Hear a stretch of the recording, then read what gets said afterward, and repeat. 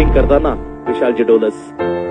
वाघ जखमी झाला तरी तो आयुष्याला कंटाळत नाही.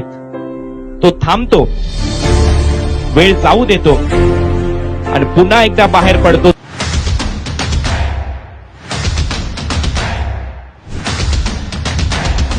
विकेट.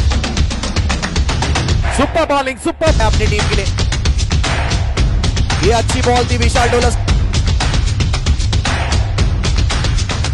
विकेट. पिछले 2 मैचेस की मेहनत काम आता हुआ विशाल राजन डोलस के लिए लिया गया. विशाल भाई डोलस बॉलिंग मार कर पहली बॉल डाउन ले गए impact outside.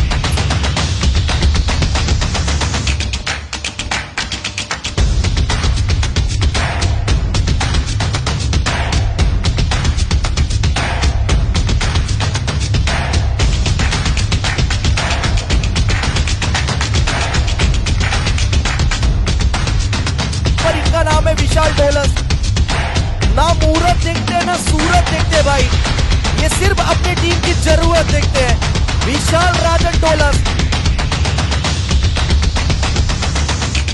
Wide long on के ऊपर से छक्का ठोका है भाई. एखाद्या गोष्टीला सामोरं जाणं हीच मुळात जिंकण्याची सुरुवात आहे. आणि जिंकणं आणि स्पर्धा कोणाशी असते तर जिंकणं आणि स्पर्धा ही आपली आपल्याशी असते.